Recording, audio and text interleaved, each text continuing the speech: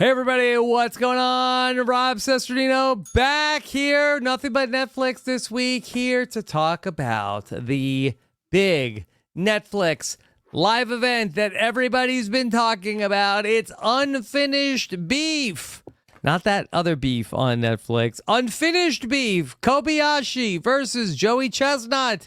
The Battle of the Titans. And here to talk about it here with me, a true hot dog. It's Chappell. Chappell, how are you? Shout out all my dogs at the crib. All the hot dogs at the crib. Dogs at the crib. Yes. Yes. I'm good, Rob. I'm very happy to be here. Yeah, I thought this was so interesting and a Netflix live event. There's been more and more of these Netflix live events. It seems like something that Netflix is pushing more and more into live events, specifically live sports. And we have a few of these coming up, like the big Mike Tyson, Logan Paul's brother fight coming up. Is it Jake Paul? Jake Paul. Which of the Paul boys is it? There's going to be NFL games on Netflix coming up. There was the Tom Brady roast a couple of weeks ago. There also is Monday Night Raw coming to Netflix. So more and more, Netflix is pushing into the live event space. And we're here to talk about a big one here today. Joey Chestnut versus Kobayashi. Chappell, how are you? I'm so good, but I can't lie to you. I had never really delved into the world of competitive eating. Competitive eating. Yeah, this has never been anything that ever got my attention. I knew people did this. I wasn't sure why. I didn't know that there was skills involved. I just knew that people did it. And now that I've actually seen it, I think I have a new appreciation for this thing that I really thought was a little less serious than they tried to make it here. This sport is very interesting. To call it a sport, I'm using the word generously, but it's sport-like. Well, I think that this is more of a sport than some of the other things that get called sports, like poker or breakdancing. Yeah, because with all due respect, video games, like this is like you are pushing your body to like lengths here to be able to try to do what people like Joey Chestnut do. Former Amazing Racer Joey Chestnut, I might add.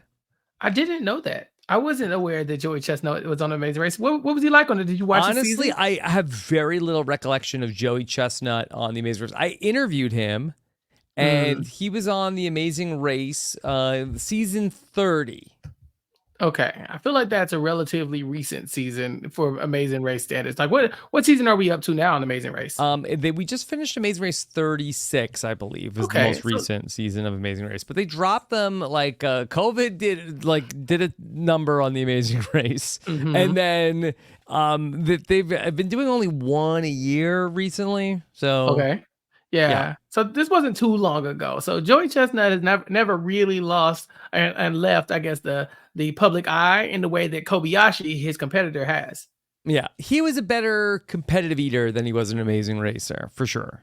I mean, I don't want to bury the lead, but I mean, we have a new world record, held by Joey Chestnut at the end of the day.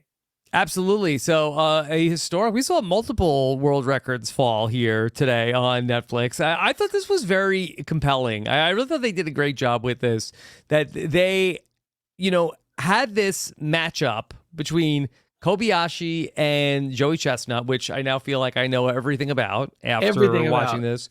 And, the entire hot dog eating contest lasts 10 minutes.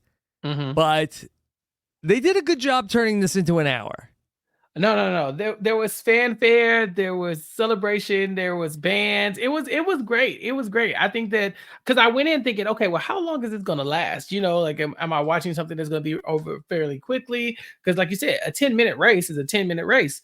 But we opened the show with like I said, the crowd is going wild. A cast of thousands. Yeah, and they're in Vegas at the Luxor, so it's very fancy looking, unlike the Luxor. But they do a really good job of like setting up that the stakes could not be higher. It felt like a prize fight between two like top of the line boxers. Well, just to set the background up for this, so Joey Chestnut famously was the many-time Nathan's hot dog eating champion, and I don't know how aware you were about this, but Joey Chestnut then signed a deal, with a sponsorship deal with Impossible Foods, which makes vegan hot dogs, meatless hot dogs, and then because he signed this endorsement with the meatless hot dogs, Nathan said, "You're out, Joey Chestnut." That's incredible, because you would think that it doesn't violate the spirit of the hot dog eating contest if he's eating impossible meat, but Nathan's is the sponsor for this entire competition. So you can't go vegan in a hot dog eating contest like in this industry. No, I think Nathan did exactly what Nathan should have done. You have to gatekeep at some point. No, I think that this was so stupid that you have the What? biggest star in the sport of competitive eating. And I don't know if like maybe Joey Chestnut was like planning on showing up to the Nathan's hot dog eating contest wearing like Impossible Food. I like mean, maybe it's his sponsor. He gotta wear the number. I don't know if it's like NASCAR. You wear the brand that you're being sponsored by, but like I feel like that if anything, like I mean, I could not be less interested in eating a hot dog after watching this. So I don't know what kind of advertising this like entire hot dog eating contest actually is doing for Nathan's, other than keeping the Nathan's word out there. But to lose the biggest star over this seemed very petty and silly. And the people over at Netflix said, okay, all right, Joey Chestnut, you're out on the 4th of July hot dog eating contest. Let's make let's program Labor Day. We're making the first ever Labor Day hot dog eating contest. And so they got Joey Chestnut and they got Kobayashi, who had been sort of out of the scene. And I didn't know this, and I don't know how much they played it up for this event. Chappell, apparently there was bad blood between Kobayashi and Joey Chestnut. Yes, this caught my attention. So apparently, this is how I understand it. Kobayashi was this new phenom, right? He kind of revolutionized the sport of competitive eating. People was eating, but they weren't eating like Kobe was eating, right? Like sometimes you used to eat a hot dog, and you say Kobe, like that was a whole thing. He created that, and so because of that, he was like putting them on the map. He's the reason why everybody was flocking. Oh, let's see what people were shoving down their throats this week. Well, then you have Joey Chestnut, who's like he's like the new hotness, right? He's the up and comer, but he's taking Kobayashi's spot. He's kind of jockeying for position. Kobayashi gets an injury. He gets jaw arthritis or something to that effect, and he never recovers from his arthritis to come back at 100%. He's down. He's not the Kobayashi that we used to know. And so now Joey Chestnut has stepped into the limelight as the new guy to beat. And Kobayashi is here to take back his crown, or at least that was his goal in today's broadcast. Can you make a comparison between the Kobayashi and Joey Chestnut rivalry in another field? Because Kobayashi was the person who sort of like changed the game first. Like he put the competitive eating on the map. And then here comes this upstart Joey Chestnut who comes in and then not only just completely is dominant, kind of drives Kobayashi out of the sport. It's almost like as if like, you have like, of course, like Jordan and LeBron, but it's not like that. Like LeBron came along and then, edged out Jordan for a title, and then Jordan retired and went to go play baseball. Like it's not like that. Right. Like there was no like changing of the guard. There was like a forceful, overtaking. Right. It wasn't like, oh yeah, you can never be the new Michael because you got to beat Michael. This is very much that. This is, you have to usurp the guy at the top. And once you do that, then you have to maintain at the top as the person who is now wearing the crown. Very Game of Thrones. It's like, hey, we have a person who's been here, he's been running the realm, everything's been cool, but this new guy's in town and he has a claim as well, and he's going to fight for his claim. And if he beats you, he can't let you come back. And so he's got to twist the knife a little bit. And so this is essentially Kobayashi's swan song and his goodbye from the sport, because he said broadcast was going to be his last competitive eating competition. So in a way, Joey Chestnut is retiring him. I think it's more WWE than real, like this was like a loser sport. leaves town match. Yeah, something like that, right? Like you got the new hotness, like coming up the ranks, but you got to take out the tribal chief, Yes. But at no point did Joey Chestnut say he was going to retire. I don't know, like it did not seem like that this was necessarily going to be a close fight. Like it seemed like that maybe like Kobayashi might have been in Joey Chestnut's head a little bit, or maybe might have had his number. But like they did picks before, and like some people were like picking Kobayashi, and I didn't really see it. Like they were making it seem like that this could have gone either way. And Joey Chestnut has been dominating this entire industry of competitive eating for 20 years.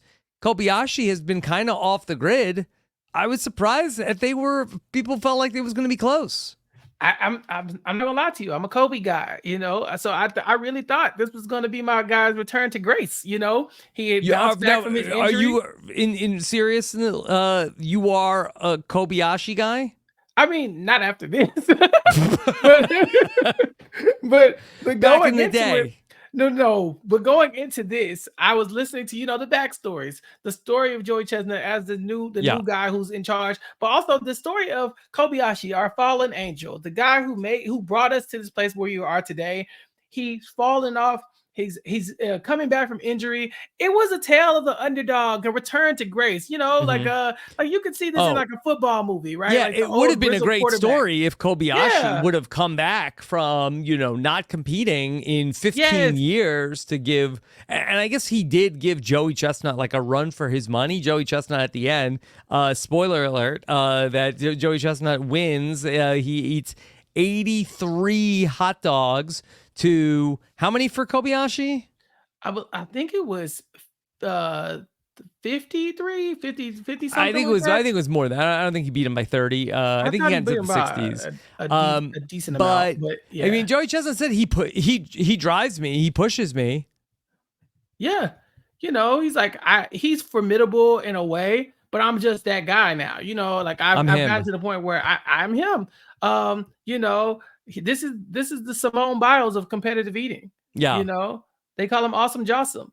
That he's just that guy. And I think that it was a good return for Kobayashi as far as like he had his like friends and family. I think they said in the crowd, people were very invested. They had the Team Kobe shirts on, and it was a good way of like paying homage to a legend, the guy who really, like you said, revolutionized this sport, but also saying goodbye to that legend because he's now outmatched. There's a new hotness in town. His name is Joey Chestnut. He's not new. No, he's new to Kobayashi. Yeah. He's new to Kobayashi. Yeah. This would be like, if Drew Bledsoe came back to challenge like Tom Brady at some point. It's like, I already knocked you out. I already took your job.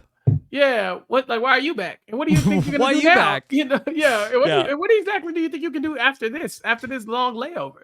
Yeah, Drew Bledsoe was very good on the Tom Brady roast, by the way. He did get him back. He got his revenge on that one for sure. Yeah, keeping it all in the Netflix family. But Joey Chestnut is the GOAT.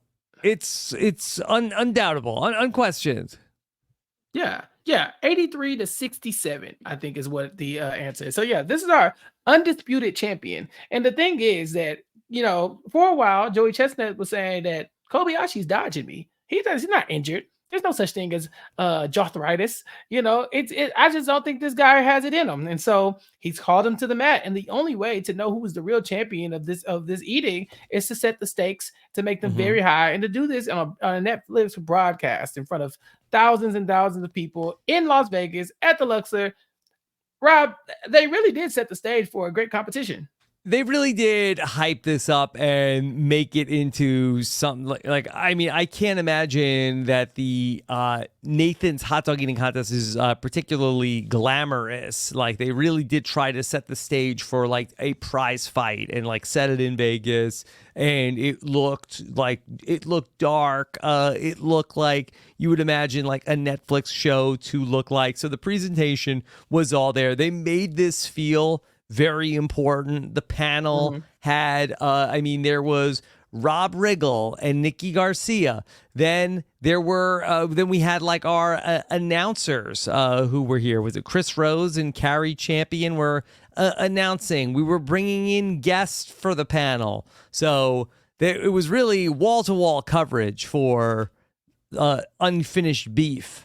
Right. I found out what I was because at first you're watching and trying to figure out like what exactly is this? But I realized what we were looking at when they said, okay, and to start this whole competition, we're gonna start with the band and hit it. And they're like playing All I Do Is Win. And I was like, wait. Yeah, and I'm like, wait, are we doing this? Are we doing this for real?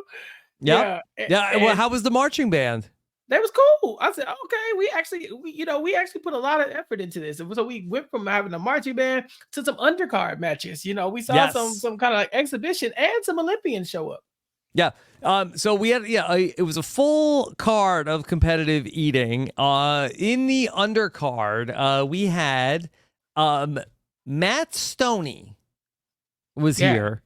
Matt Stoney was going to take on not one, not two, but three U.S. Olympians. Now, again, we had our second CBS reality star show up, as we had Ryan Lochte was part of the group with two other Olympians, and they were going to take on Matt Stoney in a wing eating competition.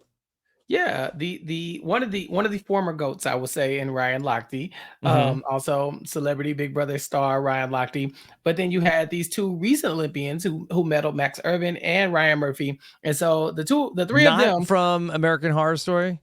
Not from what I can tell, but this guy's an Olympian. Both of them are. There's a team of them. Honestly, they're all medaled, and so if you think any athlete can take on a competitive eater, I don't think you got to look much further than literal Olympic champions. And so they do that.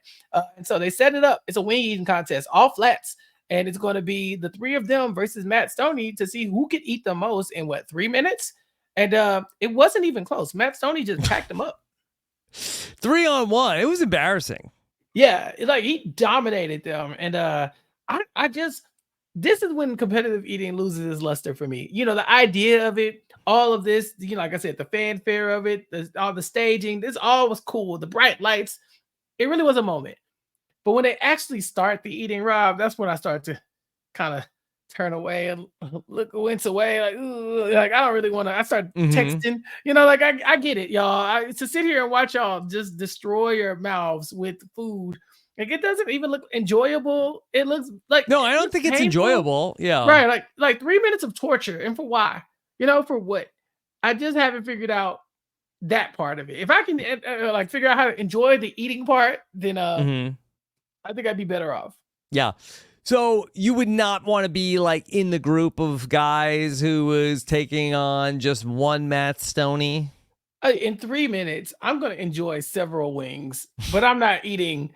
What did they do? They ended up doing 32 amongst the three of them. So, roughly 9, 10 wings a piece, 11, somewhere in that range. And so I'm like, I don't want that. I don't want that. I don't want to do that.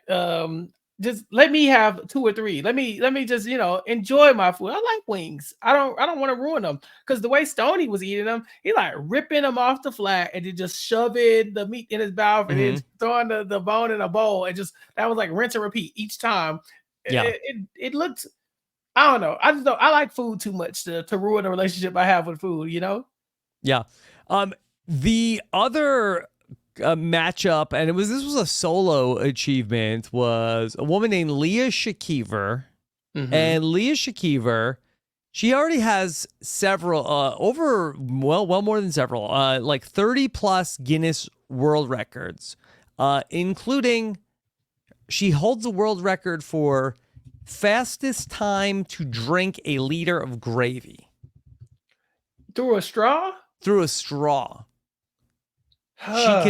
She can drink a liter of gravy through a straw. No problem. That's crazy that Lisa Kiefer from Survivor Vanuatu could do that. That's Lisa Kiefer? That's her name? Lisa Shakiver. Oh, I thought you said she looked like her. Yeah. No, Lisa Kiefer. That's what you said. Leah Shakiver. Leah Shakiver. Yeah. Leah Shakiver. So she was here to set a new world record. She's going to eat the Guinness World Record for watermelon in, I believe, in 3 minutes also? I think so. I think she had 3 minutes, and we're gonna do watermelon by weight, I believe. Because you can't, because watermelon isn't a standard of measurement. Right. You know, hot dogs, I'm assuming these hot dogs are uniform. You know, they just like bang them out, same Yep. length, same size, all that kind of stuff. You know, equal girths, all that good stuff for them. Mm-hmm. But when it comes to watermelon, they have to really go in and cut out wedges of watermelon that were equal in size. Yeah, so they weigh it. And so Yeah. she was trying to do a certain amount of grams of watermelon. And Mhm. I don't know, Chappelle. I feel like, I mean, I'm sure I couldn't, but like watermelon is nothing. I feel like I could just show up, get like you don't think so? I mean, just showing up and being like, okay, Like without any I practice. would get sick trying to do the hot dogs. But Yeah. watermelon? Am I gonna throw up watermelon? Okay, so I think you could eat the watermelon, but I don't think you could eat it as quickly as I this probably woman not ate it. as quickly as Leash, but Yeah. like 2000, like if I had to, could I eat a whole watermelon in one That's sitting? a good question. Could you eat a whole water? Put that on the census. Put that on the RHAP census. I feel like I could. Watermelon is whole delicious. Watermelon's delicious, and you cut up, and he's like, "All right, let me have a slice. I'll have another one. I'll have another one." It goes it goes quick. But regulation size watermelon, like what are we talking? Say when. I mean, sure. know, I think if I had to, if my life depended on it, I feel like I could eat a watermelon. But like a watermelon or like a little watermelon, that I know, I never tried it, but okay. I feel like we have to put this to the test. And I'm not saying in a race. I just I saying feel like like I you could need do to sit down. 1,000 grams, nothing. You think you could eat one water? I don't think you could eat more than one watermelon in a day. But I don't know if she eat more than one watermelon. I mean, it was 2,000 grams. I think she 2,000 ate. grams. I think That's it's safe to say that's at least a watermelon size. Maybe that's a watermelon. Yeah. Yeah. Yeah. I don't know. It's hard because watermelons are all different sizes. Yeah, but but you weigh how much watermelon she ate, and that was 2,000 grams. Yeah. It says, but typical watermelon you may find in shops will be around 10 grams. That doesn't sound right. That doesn't sound right. That's Quora. They just lying. Yeah, I don't know. We need to get more data on this because I just feel like just assuming you could eat a watermelon in one sitting is wild. And assuming that you can eat this in 3 minutes, it just sounds impossible. And so this woman, Leah Shakiva, she did something that I definitely didn't think was possible. Eating all of that in 3 minutes was, I mean, it's watermelon, so it's easier than obviously hot dogs would be. Yeah. But it's still a lot. I didn't understand why she finished all of the watermelon and she had like 40 seconds left. And they're like, okay, we have to let the time run down. It's like, well, then she's done. We just have to sit here for 40 seconds. Yeah. Why? Well, what the hell is this? They wanted to see if she could do it in 3 minutes. It's like, well, okay, she did. It's like, okay, but what's her exact time? It's like, well, it needs to be 3 minutes, I guess. I don't know. Maybe. I don't know. I was very confused by a lot of the judges. Like we can't turn off the timer. Well, I remember after they were done, the woman came in with the with the little measuring tool, and she's looking to make sure, like, okay, for Guinness records, we got to make sure there's not enough juice in here to constitute that you haven't actually finished the watermelon. Did you notice that where they were like measuring the weight of they take it seriously, dairy and is the Guinness Book of World Records a thing still? Do people? Yes, they said there's a new edition coming out this fall. Remember when that used to be a thing that people used to talk about? Like, oh yeah, I heard that's in the World Record book, or that's the World Record. Yeah, like, I mean that was the thing that was like pre-internet, pre-TikTok. Like people used to talk about Guinness Book of World Records. Now, yeah, no one talks about it. Like that's what I was like. If the book was, that's if what the they book need stuff stopped like being this. printed, yeah, nobody would even know. Like if there was actually no real book and it's just like an online Excel sheet, we would know. Nobody would know. We're just assuming that it's in a record book somewhere. Let's talk about Joey Chestnut versus Kobayashi. And the thing that I was super impressed with was they started to show like their training regimen, like what they need to do. And we talked about this a little bit about just like that if they are athletes. And the thing about like all these competitive eaters, for the most part, like they're all in amazing shape. Like they take this very seriously. And, I think it was Kobayashi that said you have to train your whole body to do this. Right. It's not all about mouth and throat, because there's so many other parts of your body that go into this. Like we saw Kobayashi talking about doing inhaling and exhaling exercises, just practicing blowing like air out of his mouth just because you just need to get those muscles going. I think we saw the water training, where he's practicing just swallowing, because if you could just guzzle water, I guess you can guzzle glizzies. And so Kobayashi was showing us each of the, I mean, we saw both of their training regimens really. Tongue stretches, abs, and other swallowing exercises. A mouth ball with a medicine ball for his mouth. It was nasty. It was crazy. There was a lot going on. Freaky frogs, these men. Yeah, it was incredible just to see what they do in their training regimen to be able to do this. Something that I thought was really interesting, and I wish they would have talked about this more, because I think it's could give some intrigue to this. There were rule changes to this. And with these rule changes that, both sides, like just like with the debates, like it's like both sides have to agree to what the ground rules are going to be. And, I think maybe it was Kobayashi first who was the person who was like taking the hot dogs, dunk them in the water, and then eat them all in one way. In this competition, there was no dunking. You could not dunk the hot dog. You could take a bite of the hot dog and then drink your water, but you could not submerge the hot dog and bun in the water. I did not know why they changed the rule for this and who the rule change helped. So I do have questions about this as well.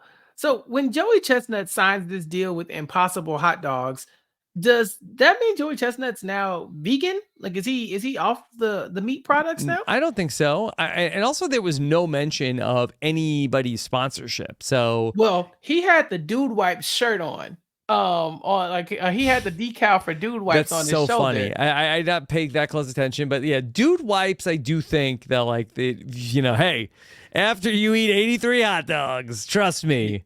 Dude, the number one name in personal hygiene is Dude Wipes. Right. I saw that, but I didn't see anything about Impossible. So to your point about what, with Nathan's, yeah, he didn't show up in like a banner that said Impossible Hot Dogs only. So I don't know. That does feel a little bit overblown now that you pointed out, but he did have the one endorsement. I saw that. But yeah, as far as the rule changes, I assumed maybe he was eating those Impossible hot dogs. And so maybe it wasn't fair. Maybe they don't hit the water like the other hot dogs do. I don't know. But they definitely changed the rules for sure. There was a lot of little like notes we got. It's a 10-minute contest. Most hot dogs eaten wins, obviously. No separating the hot dogs from the buns. Apparently, that's another strategy people use to just like dip the actual bread in, I guess, make it soggy and then eat it. And then no dunking or pouring the water on the hot dogs either. And then there were fouls for broken rules and regurgitation, which I didn't even think about. And then they would have 30 seconds to swallow their food after it was done. And then they would weigh the scraps, Rob, and deduct the weight from the actual number of hot dogs if there was enough hot dog byproduct left on that plate. So it was intense. I'm not going to lie to you. Yeah. And then after it was over, they also, like, I didn't know the rules, like, got this sophisticated. They would then, like, check the shoes of the people. Yeah. And my kids were watching this and like, Dad, why do they have to look at the shoes? I said, well, they said that sometimes people step on the hot dog. Yeah. People like smash one under their foot. So you can't, so you count it in the number of hot dogs missing, but they didn't necessarily have to eat it. I didn't know it got this real in the competitive eating world. Well, and it's especially real between Kobayashi and Joey Chestnut, and they sort of documented this a little bit in this setup to this, but they have each other blocked on Instagram. Yeah, Joey Chestnut was talking a little noise. I think he's the culprit here. Kobayashi, I feel like he was getting kicked while he was down. He's very, Nicki Minaj and Lil Kim, it's a new hotness in town, and she's going to make sure we all know about it. And I think Joey Chestnut was kind of on that same energy, kind of calling Kobayashi a has been. So Yeah. it wasn't a great look, but yeah, these people actually got real beef between the two of them. I don't Real even think they beef. speak at the entire Yeah. competition, even after They it's had done. an I don't see icy handshake. right, and after that, there's no like not no love lost, love between competitors. They're not really lovey dovey about it. They do their little handshake, and then from there, I don't even think they make eye contact again. Yeah. So part of this story, which I would also love to know more about, was that, and they touched on this briefly. So Joey Chestnut comes along and really becomes the GOAT, becomes the face of Major League Eating at the end of the first decade of the 2000s. Kobayashi does not sign a contract with, and I guess there's like an exclusive contract with this Major League Eating. Kobayashi refuses to sign a contract. How much of Kobayashi being frozen out is because he doesn't sign the exclusive contract with Major League Eating? He wants to keep his free agent status. I mean, it does sound like it was an issue for sure. Again, more controversy than you would think in the competitive eating world. Yes. But yeah, with Kobayashi out of the way for so many years, I feel like, it's like any other sport. If you've taken time away from the sport, you're not, competing and keeping yourself sharp, you're going to lose a step or two in the meantime. And I think that might have been what's happened to Kobayashi in his absence. Yeah. So I feel like that Kobayashi was the one pushing for more of these rules to get into place, because I think that Joey Chestnut, and again, this is just my sort of like read on the situation. Joey Chestnut, Nathan's kicks him out of the hot dog eating contest. Maybe, okay, Joey Chestnut's people are in talks with Netflix. Okay, how do we do Nathan's hot dog eating contest on Netflix? Okay, what's interesting? And also Netflix, I forgot to mention it in the open, they've also done, they did the tennis event of like the one-on-one tennis on Netflix recently. Yeah. What was the competitors? It wasn't Breakpoint. But they had like a made for Netflix tennis event that they ended up doing. And so they're talking to Joey Chestnut, and I think that the only thing that makes sense is, can we get Kobayashi? The only other major name in competitive eating. And Kobayashi is probably saying, yeah, I'll take on Joey Chestnut, but here are my stipulations. I'll only do it if you do no dunking the bun, no separating. Yeah, that sounds about right. By the end of this, we saw that Joey Chestnut was actually kind of being like, hey, this no dunking thing isn't half bad. I thought I might do that a few times in my new routine and when I'm competing in the future. But yeah, I saw an article actually from USA Today a few days ago that was talking about this. And apparently, yeah, they brought the rule change to Joey Chestnut, and he actually pushed back. He didn't want to eliminate the dunking rule, but he ended up losing the negotiation. So yeah, I think you're correct. I think that although I didn't get any like hard and fast statement about yes, if Kobayashi refused to do whatever, but we did get some information from Joey Chestnut saying that he did push back against it, and that he originally wanted to wanted to have the dunking as a part of his thing. I guess that's his normal strategy, but by the end of it, it doesn't seem like it would matter. Okay. So we finally get to the main event, and they come on out to get going. Chappell, how was it for you watching Joey Chestnut versus Kobayashi in the actual 10-minute competition? I disassociated for a little bit. It was on the screen, and I was looking at it, but I wasn't processing how much, because people always talk about, the way hot dogs have been made historically, some of the just unsavory things that goes into creating a hot dog, and then just these people just like shoveling them down their throats.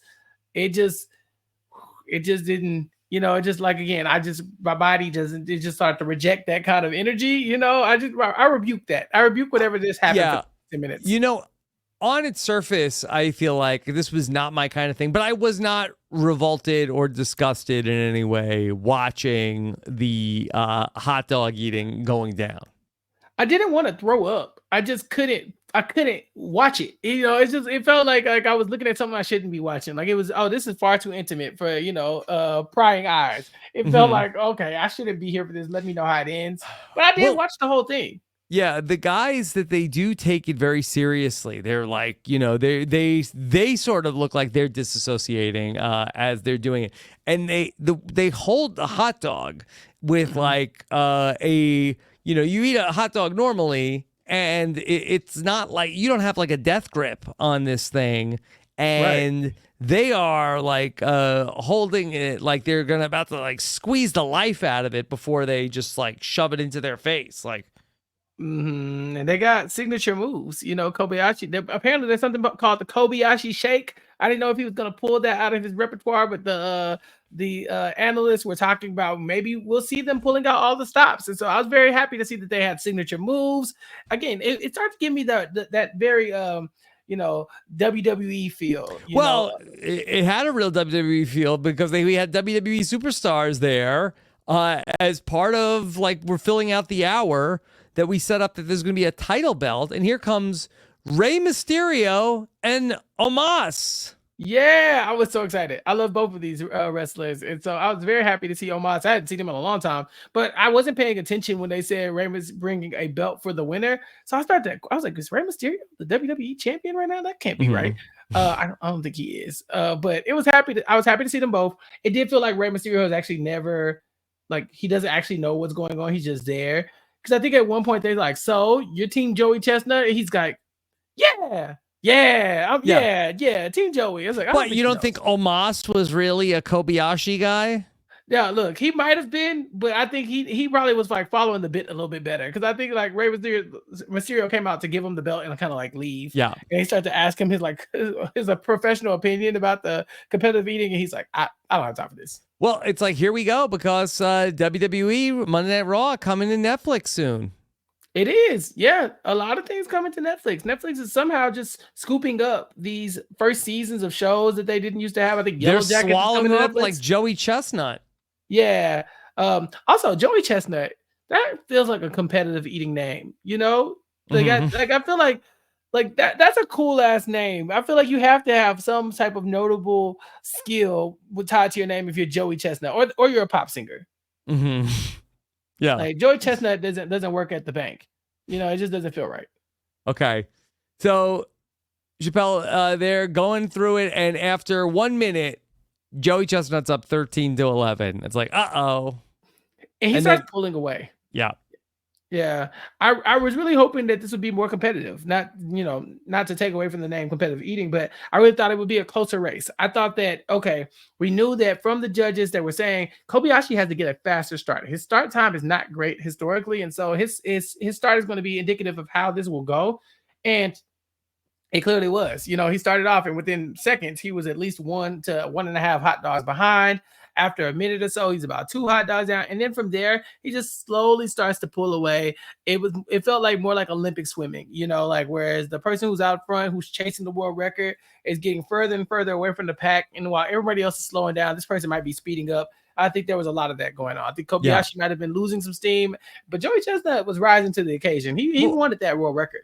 It must be so hard for these guys who are like, Kobayashi. Yeah, and again, normally it's not like heads up, like you're going like one-on-one in these things, but it's like, okay, well, what are you hoping for? That Joey Chestnut like starts choking at some point? Not to say anything like morbid, but like when he's up by 10 and there's still 4 minutes left on the clock, you're not going to catch up, you know? Yeah. That's true. But he just kept going. Right. That's the thing. It's like, yeah, he's down by so much. Like, what was Kobayashi gonna do? Like, catch his second win and just start like, shoveling him down even more? Like, there's just no way. I think you have to maintain the speed of the race. You have to go with the pace that's set. And it just got to the point where Kobayashi was in over his head. I don't know how seriously he took this bout and this title, because, like you said, clearly he was the underdog and it wasn't even close. But he gave it a good try. I just hope that he doesn't think it tarnishes his career. I think he will always be Kobayashi, one of the founders of this great sport we have here, as far as we're innovators. But there's a new king in town. On the Mount Rushmore, for sure, Obviously. of competitive eaters, but not the GOAT like Joey Chestnut. Yeah. But this was fun. I thought this was pretty good. I think, especially if you're watching it live. Were you live or you watched it after? Oh no, I watched it live. I was there. I was there live, and it was pretty exciting. Yeah, I didn't want to miss nothing. Like even when, like I said, when they brought the marching bands out, people had their Team Joey, Team Kobe shirts on. I said, I didn't even know it got this deep. But coming from us that are in this like reality TV world, every fandom I think can get this deep in certain ways, right? Like if you tell somebody we go to live podcast where people cheer while a television show comes on, people like, what? They cheer? It's a show that comes on. It's been coming on for years. Like we get really hyped for it. So although it was kind of odd to see it, I was like, no, I can believe it. I can believe that people go up for like this for competitive eatings. Could they do this again? What would they have to do?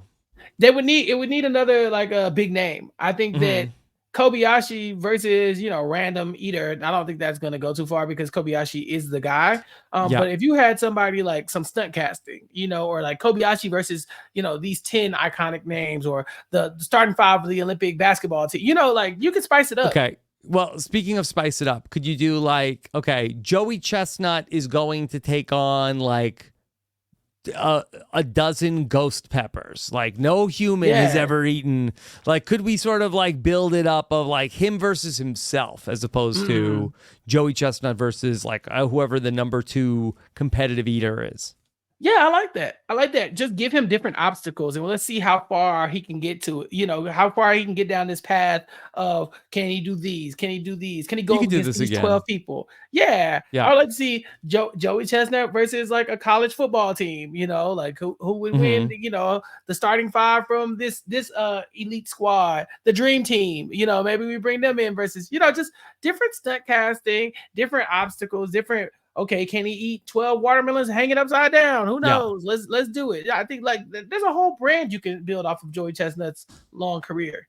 Okay, and this was a lot of fun. Shout out to the people over at Netflix, not only for putting this on, but tagging me in a tweet about this event today. Yeah, how did that happen? The word got out. The word got out. It was just like, hey, thanks, Rob Cesternino. I said, why are you talking to him? Leave him alone. Get a job, Netflix. Get away from her. All right, we should be on the red carpet of the next big Netflix live event as the faces of Netflix podcasting. Yes, as the Nothing But Netflix podcast has done well over a year's worth of content. I think we've been here for Netflix's heyday. And I think that, this would be a great partnership. Would you ever go into partnership with Netflix? Yes. Yeah, absolutely. So y'all have it here. You heard it here first, Netflix. You're watching this. You know that we're waiting. We're waiting. All right. Well, Chappell, we are waiting for next week because look what snuck back in here. Next week. Do you know what I'm going to talk about? No. What's going on? Season 2, Outlast, comes to Netflix September 4th. We're back, baby. We are so back. Yes. If you were able to watch Outlast last season, it was a wild show, wilder than what we would have considered it to be just based off of what we saw. It got real. And we even got to interview the winner of Outlast season 1 as well. It was a very contentious season. And now I think, Rob, there might be even more intrigue because they've seen it done once. The game has been played. They've started to establish a rule system, and now for season 2, I think we might see more people pushing the limits and going where other people aren't willing to go to win this money out in the wilderness. So I'm very excited to talk about Outlast again. We got to. Yes. Did we have a guest on the Outlast podcast the first time we did it? I am not 100% sure. I think did Mike Bloom join us to talk about a little bit, and then we also talked to Jill also. Yes, we interviewed Mike Bloom. We did Mike Bloom for the first 3, I think 2 parts, I guess. I think Mike was the one that was like telling us about it. It was really crazy. Yeah, we did like the premiere with Mike. Then we did a full series recap. And then we came back with the interview from Jill. And so we covered all corners of Outlast. I would love to watch it and talk about it again. Yeah. All right. We'll do that coming up in just a couple days. Drops September 4th. So be sure to be on the lookout for that. All right. Chappelle, what else is coming up for you? Just talking about Netflix shows with you, talking about Big Brother on RHAP here. We're about almost at the halfway point of Big Brother 26. You know, we're almost to the jury phase. And so there's a lot of Big Brother content out there that we're producing here at RHAP. And so I'm sometimes on the recap episodes. I've done a live feed update with Taryn. So you can catch me here. You can also catch me here on YouTube. On Wednesdays, live on this very YouTube page, talking about Below Deck with Sasha. She's back from her trip around the world. And so we're going to be talking about Below Deck Med as we push toward the end of that season. And then on my own YouTube page, Recap Kickback, you got weekly coverage of Bel Air Season 3 with me and Puya. And then other weekly podcasts with Mari and myself as we talk about different Black shows and different very popular TV shows as well. Whatever sticks out to us, music, culture, all that good stuff. We're talking about it on Recap Kickback. You can go to youtube.com/@recapkickback to join the YouTube community and to subscribe to the podcast. And then, of course, subscribe, recapkickback.com/subscribe, and follow on social media at Recap Kickback on all social media platforms. Okay. Tuesday night this week, Chappelle and I will be back with the slop as well. So make sure you don't miss it with the Labor Day holiday throwing us off a little bit this week. But Tuesday night, we'll be back with the slop. Thank you so much for joining us for Unfinished Beef. But unlike the beef, we are finished. Thank you so much. Take care, everybody. Have a good one. Bye.